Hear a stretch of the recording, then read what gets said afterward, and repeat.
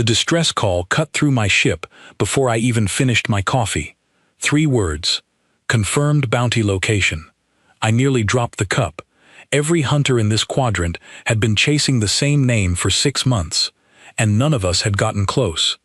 The girl, the one from the Deathworld, the one every guild wanted alive, every government wanted contained, and every rival crew wanted dead before someone else could cash her in. My name is Kalik Thornvess.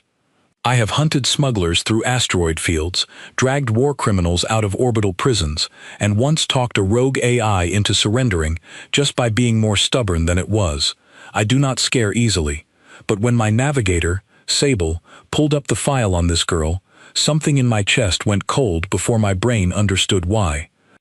Her name was Mara, 17 years old, human, no military record, no augmentations, no training that anyone could find. She had been born on a research colony that had been quietly written off by every civilized system in the galaxy, because the planet itself was a nightmare, crushing gravity. Predators the size of transport shuttles, plants that could dissolve metal, a world so hostile that the scientists who founded the colony had begged for evacuation within the first year. The evacuation never came. Funding was pulled, communication was lost. Everyone assumed the colony had died out within a decade. Then, 6 months ago, a passing survey ship picked up a signal, a single survivor, a teenage girl, walking out of the wreckage of the old settlement, completely alone, completely calm, asking the survey crew if they had any spare parts for a water filter. That was it. That was the entire story that started a bounty war across 4 star systems. I remember laughing when I first read it.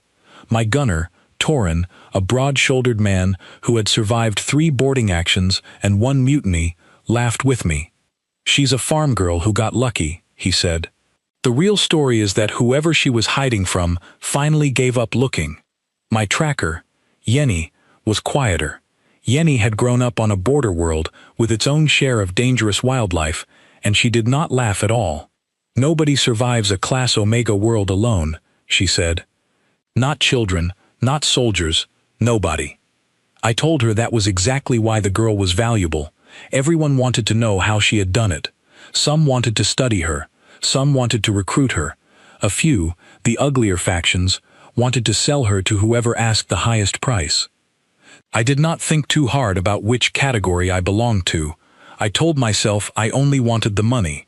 We landed on Corvale Station, the last confirmed sighting, 3 days after 2 other hunter crews had already arrived ahead of us. That should have told me something.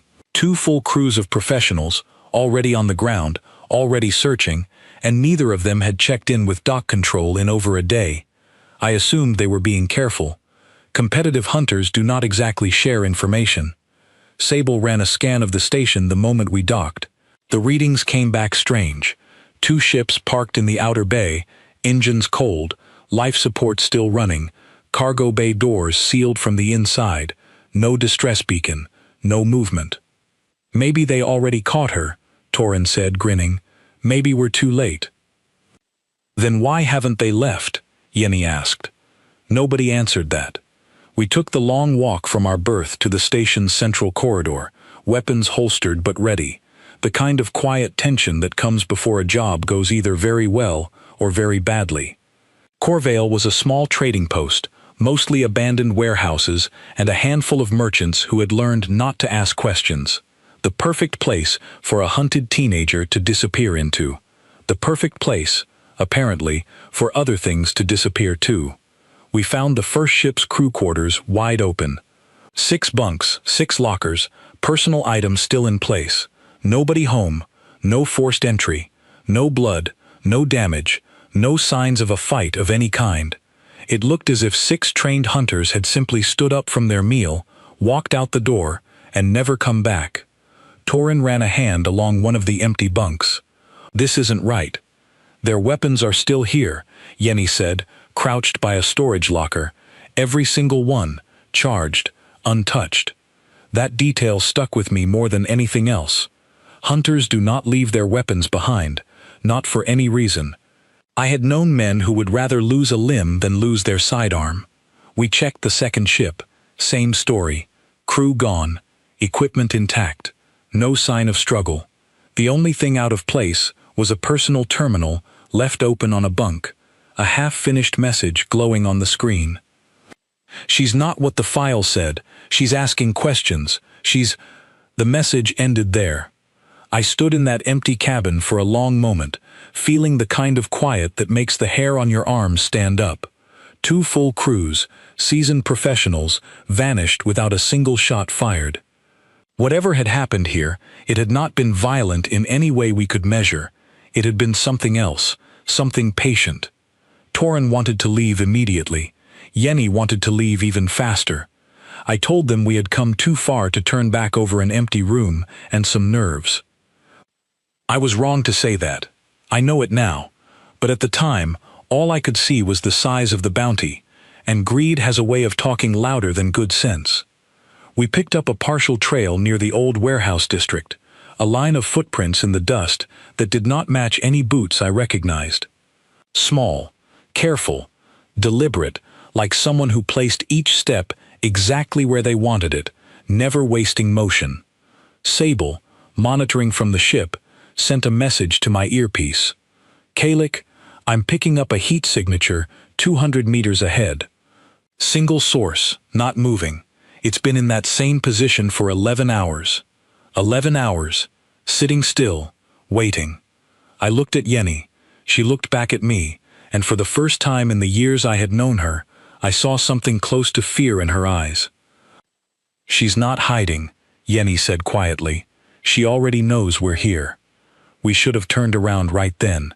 Instead, we kept walking, because I still believed, right up until the moment I saw her, that we were the hunters, and she was simply the thing being hunted. The warehouse at the end of the trail was mostly empty, just crates and old shipping containers stacked against the walls, dim emergency lighting casting long shadows across the floor. And there, sitting cross-legged in the middle of that empty space, next to a small fire built from broken pallet wood, was a teenage girl. She looked ordinary. That was the first thing that struck me. Plain clothes, patched and worn but clean, brown hair tied back simply, no weapons in sight, no augment ports, no cybernetic gleam in her eyes, nothing that marked her as dangerous in any way a scanner could detect. She looked up at us calmly, as if she had been expecting 3 armed strangers to walk into her warehouse at exactly that moment. "You're the 3rd crew," she said, her voice soft and steady. "I was wondering when someone else would show up." Torin's hand drifted toward his weapon. I raised my own hand slightly, telling him to wait. "We're not here to hurt you," I said, which was mostly true. "We just want to talk." She tilted her head, studying me the way a person studies a puzzle they have almost solved. That's what the others said too, right before they stopped talking. The fire crackled between us. Somewhere outside, the station's ventilation system hummed its usual quiet tone, and for a moment, nothing else happened at all. Just 3 armed hunters and 1 17-year-old girl staring at each other across a small fire in an empty warehouse, none of us moving, none of us quite sure who was actually in control of the room. I had faced down war criminals who broke eye contact faster than she did. "Where are the other 2 crews?" I asked, keeping my voice even. "The ones who came before us." "Safe," she said simply. "Somewhere quiet. I didn't want them to keep making the same mistake, so I asked them to stop." "Ask them," Torin repeated, disbelief thick in his voice. 12 trained hunters just agreed to disappear because you asked nicely?" Something flickered across her face then, brief and almost sad. "People usually do what I ask, once they understand what happens if they don't." Yenny's hand tightened on her weapon. I felt the temperature of the room drop, though nothing had physically changed. "Is that a threat?" I asked. Mara shook her head slowly. "No, it's a fact, and I'd rather not have to prove it to you the way I proved it to them." I looked at this girl, small and calm beside her little fire, and every instinct that had kept me alive for 15 years in this profession was screaming the exact same warning. This was not soft prey. This was not a frightened teenager who had gotten lucky on a hostile world. This was something else entirely, and we had walked straight into her waiting room without ever once considering that the hunt might already be over, and that we ourselves might be the ones who had just been caught. Nobody moved for a long moment. The fire popped once, sending a small spark up into the dark, and Mara watched it rise and fade before looking back at me, as if she had all the patience in the world and nowhere else to be. "You said the other hunters are safe," I said slowly. "I want to see them."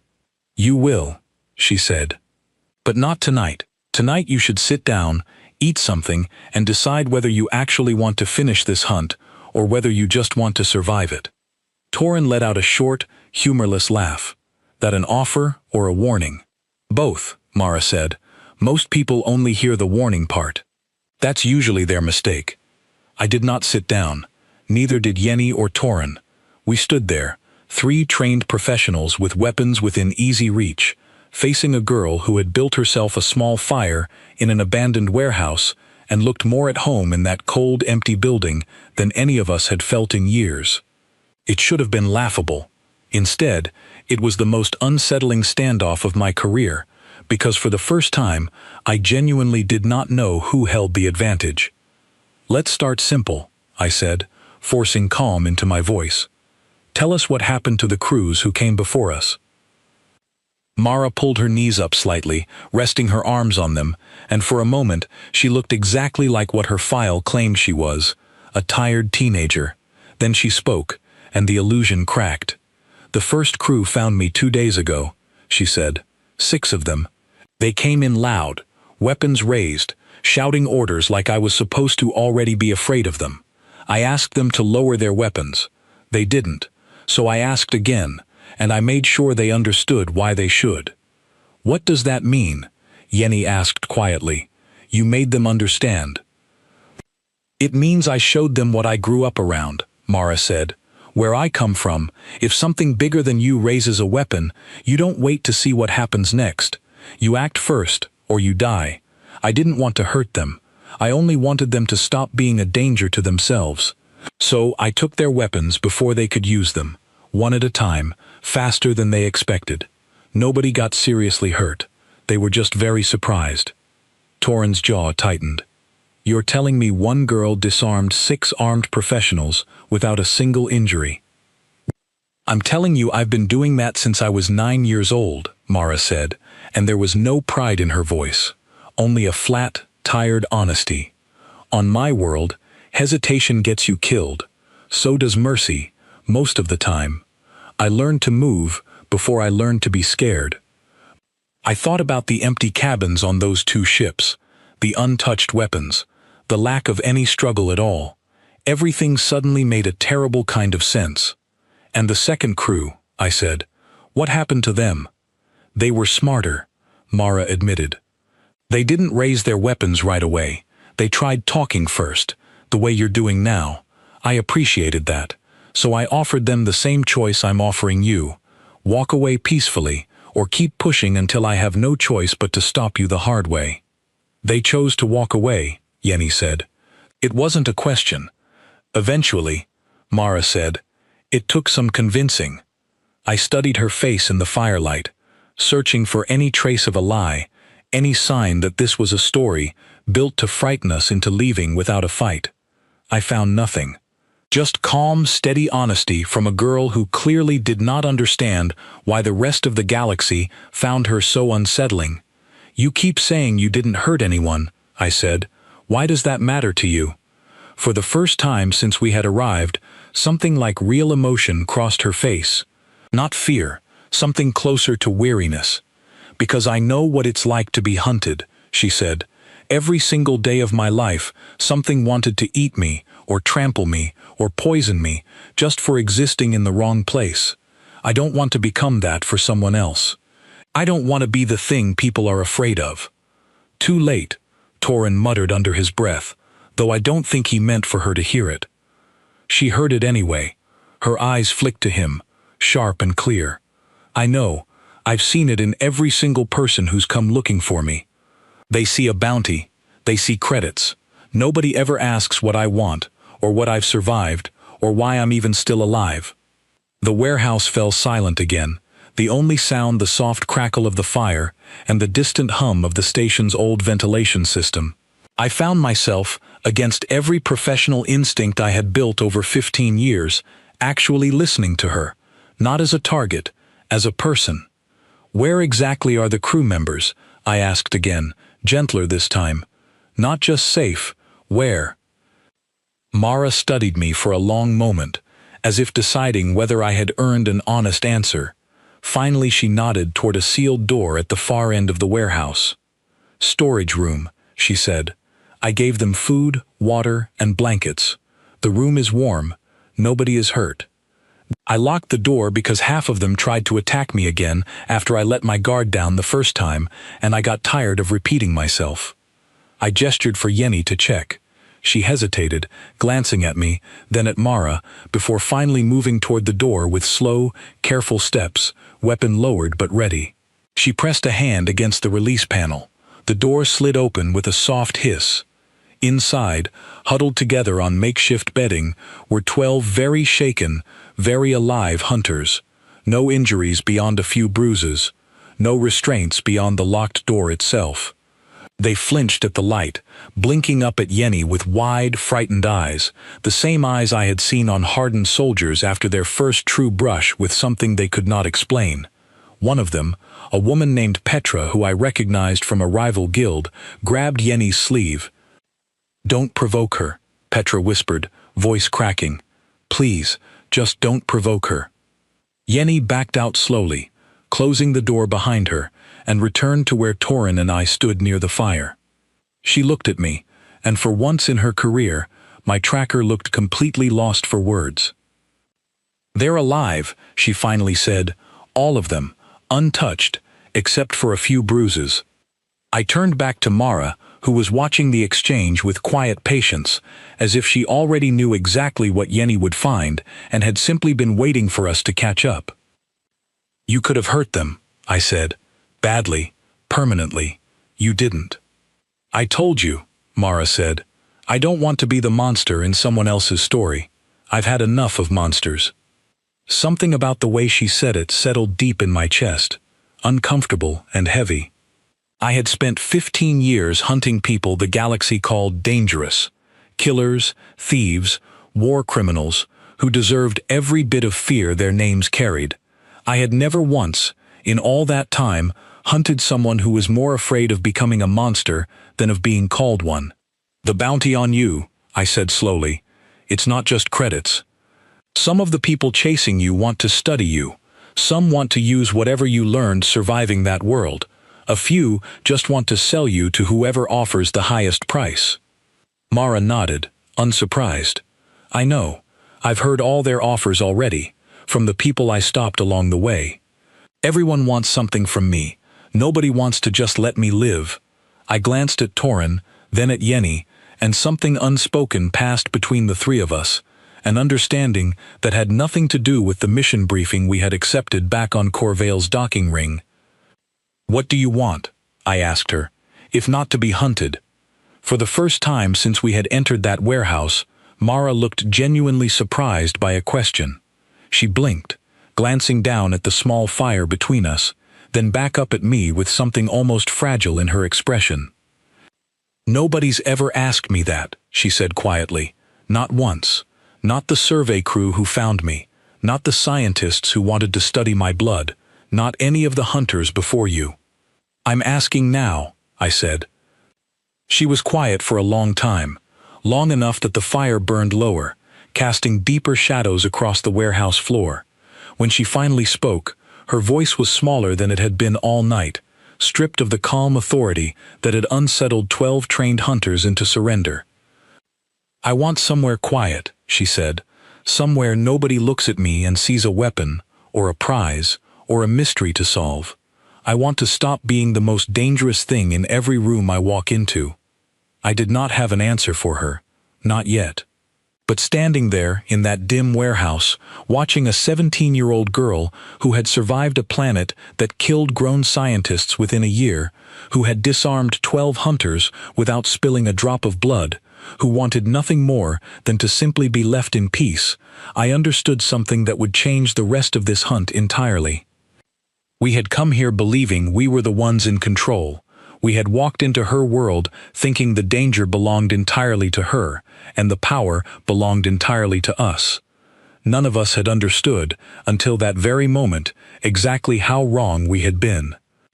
I made a decision that night that would have gotten me thrown out of any respectable hunter guild if word ever reached them. I told Mara we would not turn her in. Not to the guild, not to the factions bidding on her, not to anyone. Torin looked at me like I had lost my mind. Yenny simply nodded, as if she had already reached the same conclusion herself and had just been waiting for someone else to say it out loud. "That's not how this works," Torin said, keeping his voice low so it wouldn't carry to where Mara sat by the dying fire. "We came here for a bounty worth more credits than any job we've taken in 5 years. You're telling me we just walk away. I'm telling you, we just met someone stronger than every hunter in this quadrant combined," I said, "and she spent the entire night trying not to hurt any of us. Think about what happens if we push our luck." Torin didn't have an answer for that. Neither did I, honestly, beyond the simple truth that something about this felt wrong in a way credits couldn't fix. I had built my whole career around reading danger accurately, and every part of me now understood that hunting Mara any further would be the last mistake I ever made. We should have left it there. Take the 12 rescued hunters, get everyone back to their ships, quietly report the bounty as unrecoverable, and let Mara disappear into whatever quiet corner of the galaxy she wanted to find. That was the plan. The problem was that Corvale Station was no longer the only place watching this warehouse. Sable's voice crackled through my earpiece just before dawn. Tight with urgency, I rarely heard from her calm processing tone. "Kalik, multiple ships just entered the outer system. I count 6, all broadcasting Hunter Guild transponder codes. They're converging on the station." 6 ships. Not 2 crews looking for a payday. An entire coordinated fleet, which meant someone with real resources had figured out exactly where Mara was, and had decided to stop relying on individual bounty hunters entirely. I relayed the information to Yenny and Torin, and watched the color drain from both their faces. Mara, still sitting near the fire, simply looked up at the ceiling of the warehouse as if she could already sense the ships arriving through the station's hull. "They found me faster this time," she said quietly. "Someone's been tracking the bounty chatter. Probably one of the factions who wants me for research." "How do you know that?" Yenny asked. "Because the ones who want to study me always come in numbers," Mara said. "The ones who just want the credits usually come alone, like you did. It's the organized ones who worry me." I keyed my comm to the station's dock control, requesting an emergency clearance for departure, but the response that came back only confirmed what I already feared. Corvale's docking authority had been quietly bought out hours earlier. Every outbound berth was locked under a false maintenance order, trapping every ship currently in port, including ours, including the 2 ships whose crews Mara had already spared. "They're not here for a hunt," I said slowly, understanding dawning cold and heavy in my chest. "They're here to make sure nobody leaves until they get what they came for." Mara stood up for the first time since we had found her, brushing dust from her worn clothing with a calm that unsettled me more than any show of aggression could have. "Then I suppose we should wake the others." We moved quickly through the warehouse, Yenny unlocking the storage room where the 12 rescued hunters had spent an uneasy night. They stumbled out, blinking into the dim light, confusion turning to alarm the moment they saw the tension on our faces. 6 ships incoming, I told them plainly. Hunter Guild transponders, but coordinated, not competitive. Someone with serious resources wants this station locked down. Petra, the woman who had grabbed Yenny's sleeve the night before, looked between us and Mara with wide, frightened eyes. "What do we do?" I looked at Mara, and for the first time since we had met her, I saw the faintest flicker of exhaustion cross her face. The look of someone who had spent her entire short life being chased and was simply, quietly tired of running. "We don't fight them," Mara said. "Not if we can help it. I've heard enough people trying to defend myself. I don't want a station full of bodies because someone decided I was worth more captured than left alone. They might not give us that choice, Torin said grimly. Mara's eyes hardened slightly, though her voice remained steady. Then, I'll make the choice for them. We split into 2 groups. Yenny led the 12 rescued hunters toward the maintenance corridors beneath the main concourse, hoping to reach the auxiliary docking bay that Sable had identified as unmonitored by the station's compromised control systems. Torin and I stayed with Mara, moving through Corvale's dim, half-abandoned service tunnels toward the main power relay that controlled the artificial dock locks. The station groaned around us as the 6 ships settled into their berths overhead, and I could hear, even through layers of metal and distance, the heavy thud of boots moving in disciplined formation.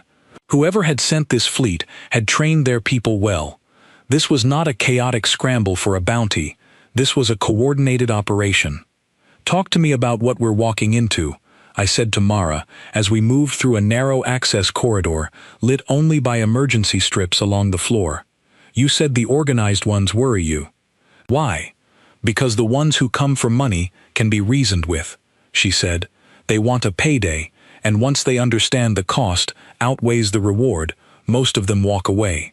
But the ones who come with a plan, with numbers and formations and clear instructions, they've already decided the outcome before they arrive.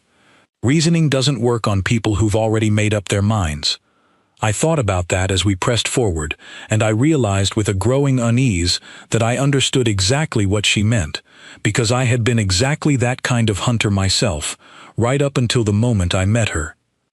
We reached the power relay chamber just as the first group of armored figures rounded the corridor behind us, weapons raised, moving with the kind of precision that told me these were not simple bounty hunters looking for an easy payday. These were professionals, likely contracted directly by whichever faction had grown tired of waiting for independent hunters to succeed. "Stand down," the lead figure called out, voice amplified through a helmet speaker. "The girl comes with us. Nobody else needs to get hurt." Mara stepped forward before Torin or I could stop her, raising both hands slowly, palms open, in a gesture of calm surrender that immediately put every instinct in my body on high alert.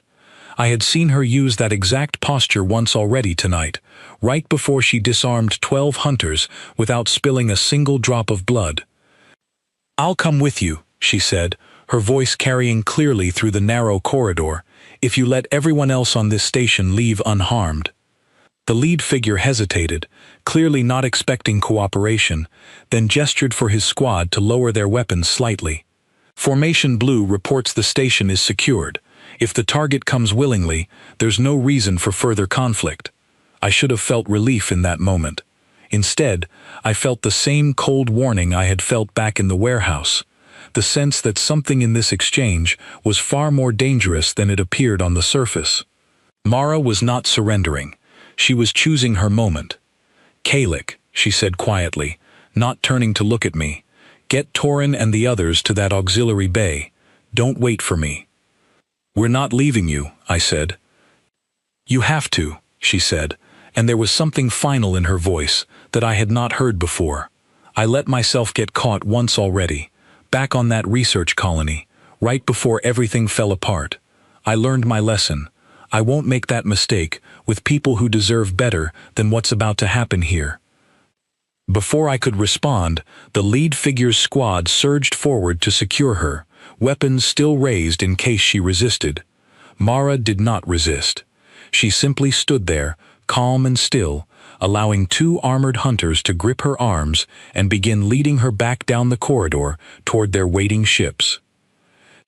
I watched her go, my chest tight with something I did not have a name for, some mixture of guilt and fear and a strange, growing certainty that this was not actually the end of anything. Torin grabbed my shoulder. "We need to move. Now." We retreated through the maintenance tunnels, following the path Yenny had taken with the rescued hunters, moving as quickly and quietly as our training allowed.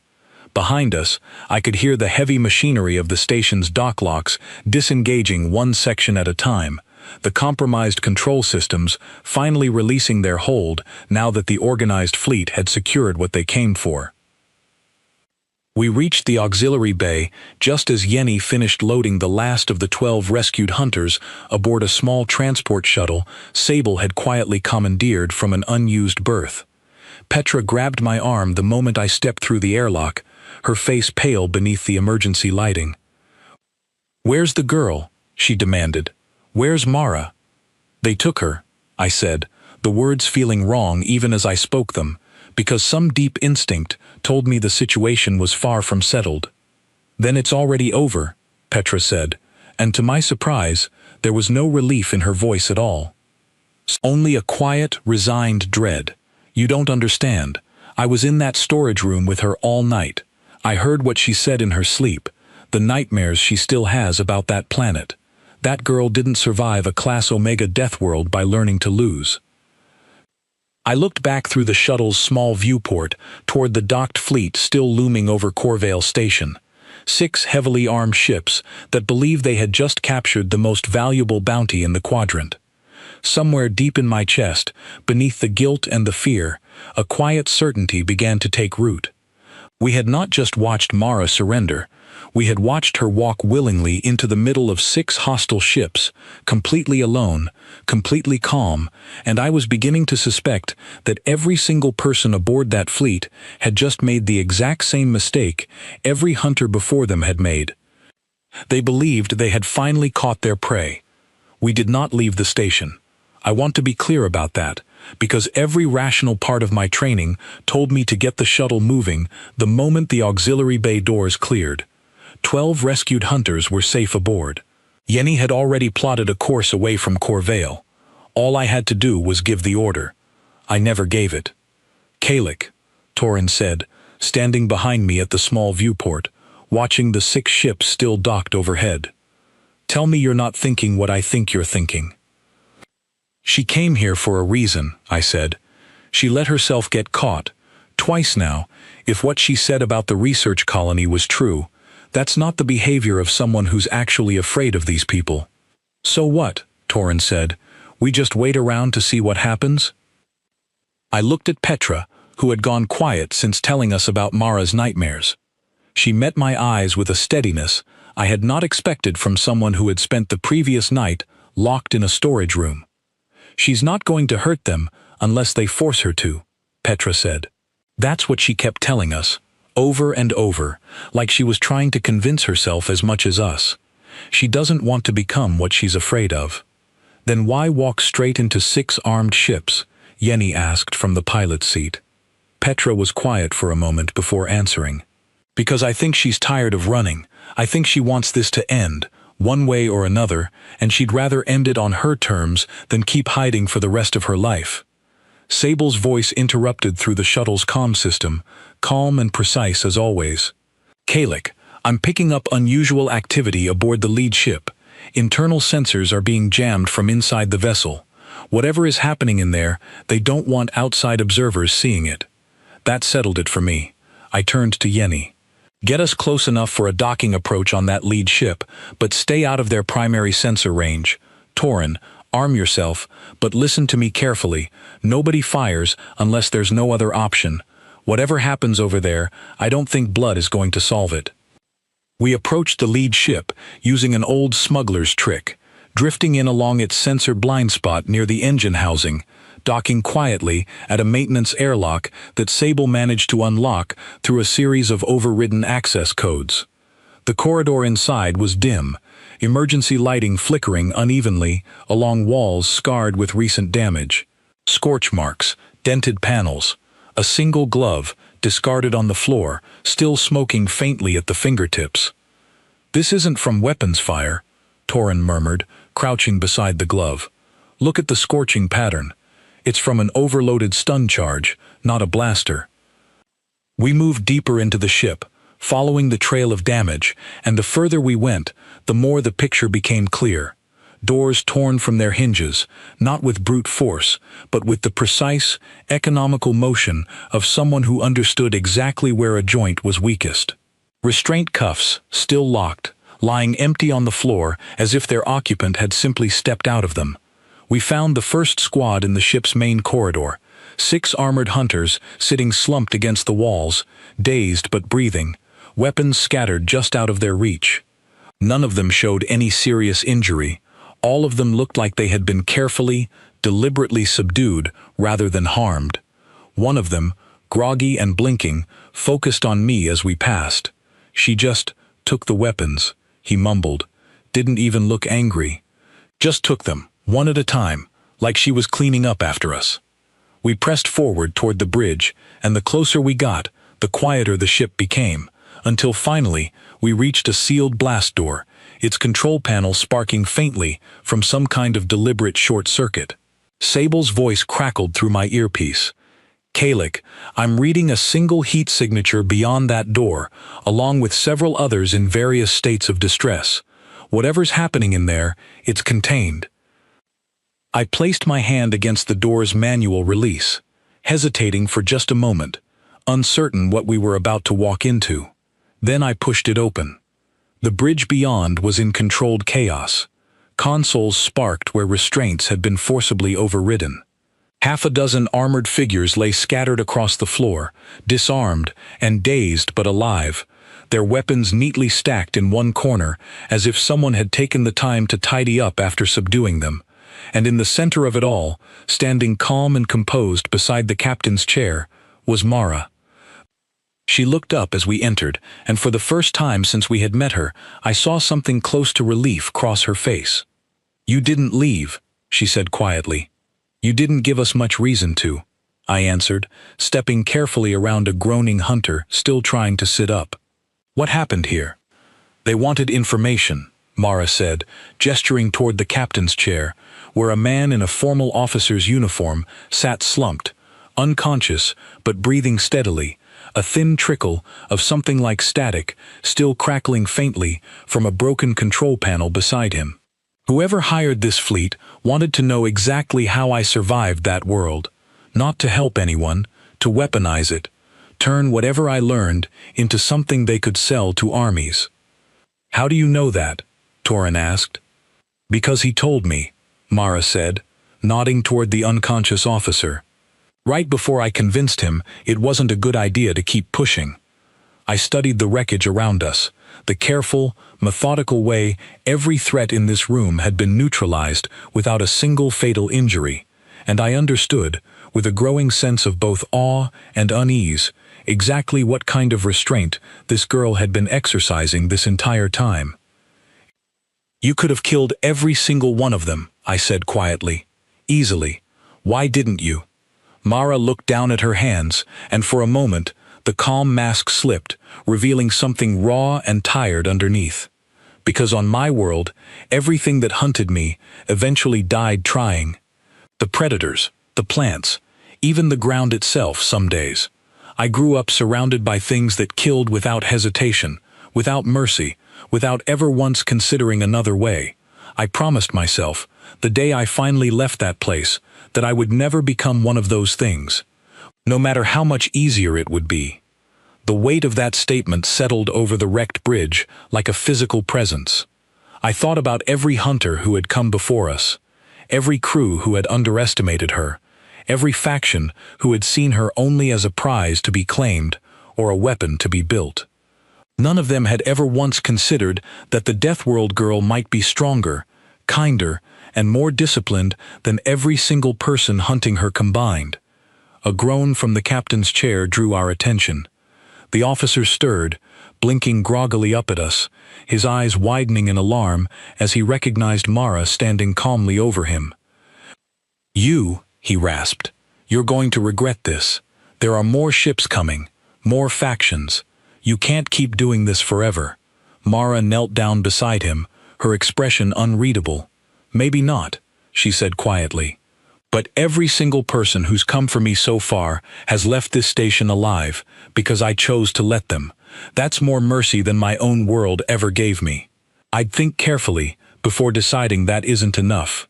The officer said nothing further, simply staring up at her with a mixture of fear and something close to shame. I keyed my comm, calling Sable with instructions to prepare the shuttle for departure, and reached out to help Mara to her feet. She looked at my hand for a moment before accepting it, and in that small gesture, something between us shifted permanently. I was no longer looking at a bounty. I was looking at someone who had spent her entire life being hunted, and had somehow, against every possible expectation, chosen mercy anyway. "There will be more ships," Mara said quietly, as we made our way back through the damaged corridor. He wasn't lying about that.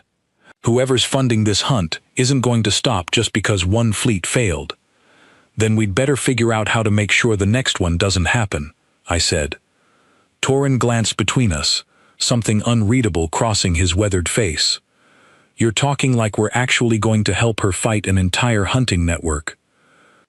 "I'm talking like I finally understand what we've actually been chasing this whole time," I said. "We came here looking for the most dangerous bounty in the quadrant. We found someone who spent her entire life trying not to become the monster everyone else expected her to be." Mara looked at me then, and for just a moment, the exhaustion in her eyes gave way to something else, something that looked almost like hope. "Nobody's ever offered to help me before," she said quietly. "Not once. Not since the day I left that planet." "Then it's about time someone did," I said. Behind us, the wrecked bridge fell silent, filled only with the groans of subdued hunters and the quiet hum of a ship that had come here to capture a weapon and had instead encountered something none of them had ever prepared for. A girl who had survived the worst the galaxy could offer and had chosen, again and again, to remain something better than what had made her. We had 6 hours before the next wave arrived. Sable calculated that number from the communication patterns she intercepted off the disabled fleet's damaged systems. A steady stream of coded messages heading outward toward a relay station 3 jumps away. Whoever had organized this operation was not a single faction anymore. It was a coalition, patient enough to fund one failed attempt while quietly preparing another. We gathered in the main cabin of our shuttle, 12 rescued hunters crowded alongside my own crew, with Mara sitting quietly near the back, listening more than speaking. Petra had appointed herself the unofficial spokesperson for the group, something I found strange until I realized she was the only one among them who had actually spent real time with Mara without a weapon between them. "We can't just keep running from ship to ship," Petra said. "Eventually, one of these fleets gets smart enough to bring something she can't just disarm with her bare hands." "She's right," Yenny said from the pilot's seat, not looking up from her instruments. "Whoever's funding this isn't going to stop sending people. Not while the bounty stays active in every guild database across 4 systems." I turned to Sable's terminal, an idea forming that felt equal parts reckless and necessary. "Sable, can you trace the origin point of that bounty listing? Not the fleet that came here. The actual source, whoever first put a price on her head." Sable's processing hum filled the small cabin for several seconds before she responded. "Tracing now. The original listing appears 11 months ago, shortly after the survey ship that found Mara filed its initial report. The listing was placed by a private research consortium operating under a shell registry. I'm cross-referencing ownership records now." Mara had gone very still, watching the terminal with an intensity that told me this mattered to her more than she was letting on. "That's them," she said quietly. "The consortium. They're the ones who funded the original colony, the ones who abandoned everyone there when the funding dried up." The cabin fell silent. Torin was the first to speak. "You're telling me the same people who left an entire colony to die on that planet are the ones hunting you now?" "They didn't just abandon us," Mara said, her voice tightening with something I had not heard from her before. Not quite anger, but close to it. "They knew what that world would do to us. They sent us there anyway, because the planet's ecosystem produced compounds their scientists wanted to study. When the survival numbers got too expensive to justify, they cut the funding and let everyone quietly disappear. I was the only one who survived long enough for someone else to find. And now they want you back," I said slowly, understanding dawning cold and heavy. "Not to help you, to finish what they started. To finally get their research, using whatever you learned, surviving what they built. Mara nodded once, her jaw tight. That's what the officer told me, right before I stopped him from saying anything else useful. They don't see me as a person. They never did. I'm just an unfinished experiment that got away. Petra reached over and placed a hand on Mara's shoulder, a small gesture that seemed to surprise both of them.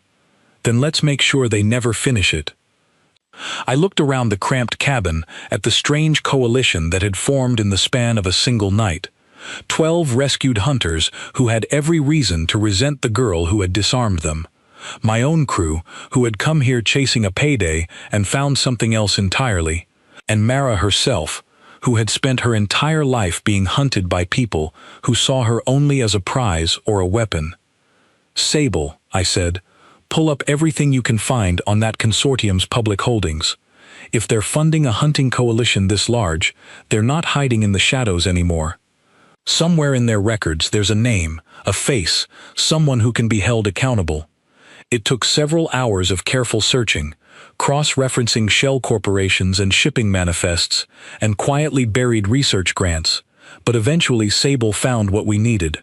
A single name, appearing across dozens of documents related to the original colony's funding and eventual abandonment.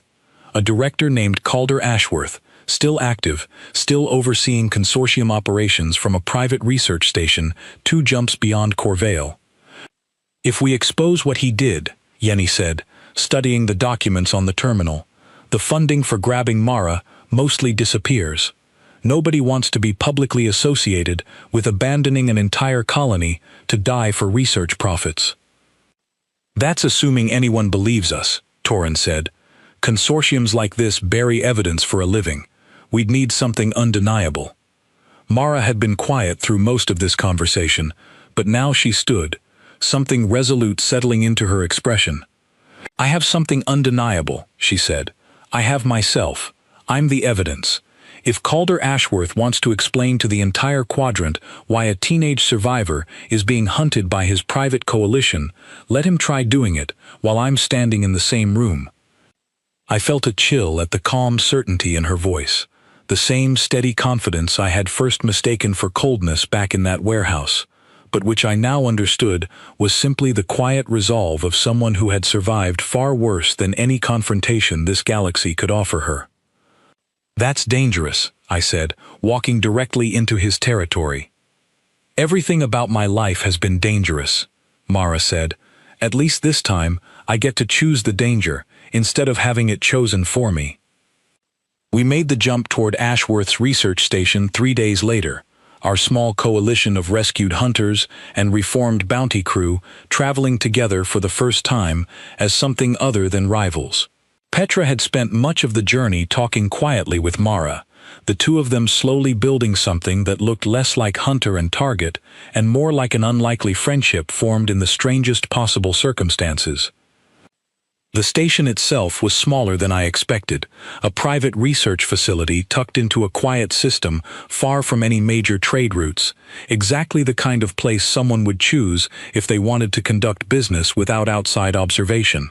Sable managed to secure docking clearance using falsified credentials borrowed from one of the rescued hunters' ships, and we moved through the station's quiet corridors with the practiced ease of people who had spent the last several days learning to trust each other completely. We found Calder Ashworth in a private office overlooking the station's central research wing, a thin, composed man who looked up from his terminal with mild irritation that quickly shifted to genuine alarm the moment he recognized Mara standing in his doorway.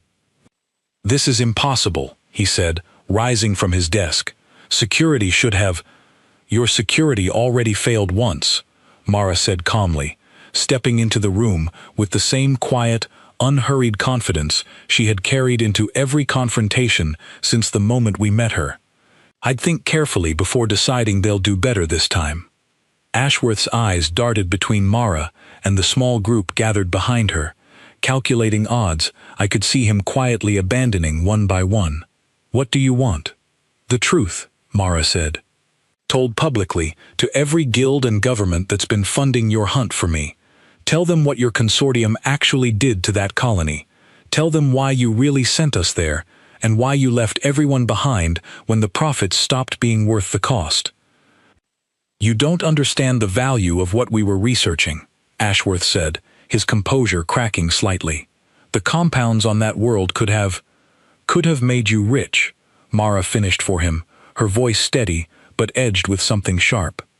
"While an entire colony of families died slowly, waiting for a rescue that never came.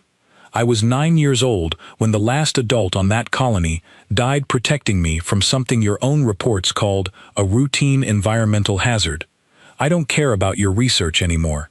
I care about making sure nobody else's childhood becomes your profit margin." The room fell silent, broken only by the quiet hum of the station's ventilation system. Ashworth looked at the small coalition standing behind Mara, 12 hunters who had every reason to resent her and had instead chosen to stand at her side, and something in his expression finally shifted from calculation to genuine fear. "If I refuse," he said quietly, "then I make sure every single guild funding your hunting coalition learns exactly what kind of man they've been working for," Mara said, "and I suspect very few of them will want to be associated with a colony's death once the truth becomes public record." It took less than an hour for Ashworth to agree to a full public statement, delivered under Sable's careful supervision to ensure nothing was altered or hidden after the fact. The recording spread through guild networks within days, and just as Mara had predicted, the Bounty Coalition quietly dissolved as faction after faction distanced themselves from the scandal now attached to her name. I do not know everything that happened to Calder Ashworth afterward. I know his consortium faced serious consequences once the full story became public. I know the bounty on Mara's head was formally withdrawn less than a week later, quietly erased from every guild database across the quadrant. What I remember most clearly, though, is the quiet moment afterward, standing with Mara on the observation deck of our shuttle as Ashworth's research station faded into the distance behind us. "You could have killed him," I said, "after everything he did. Nobody would have blamed you." Mara was quiet for a long moment, watching the stars settle into their familiar patterns outside the viewport. "I told you already," she said. "I spent my whole life surrounded by things that killed without hesitation. I promised myself I'd never become one of them, no matter how easy it would be. Even for someone like him? Especially for someone like him," she said. "Because if I became a monster to stop a monster, then he still would have won in the end. He'd have proven that the world he built is the only one that survives."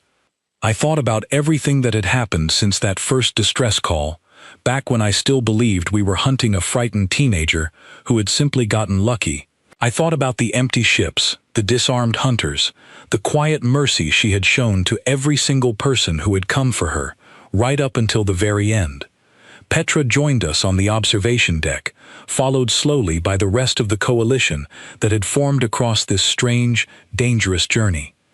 12 hunters who had once seen Mara as a bounty now stood beside her as something closer to family, bound together by a shared understanding of what it truly meant to survive without losing yourself in the process. "What happens now?" Torin asked, standing near the viewport with his arms crossed.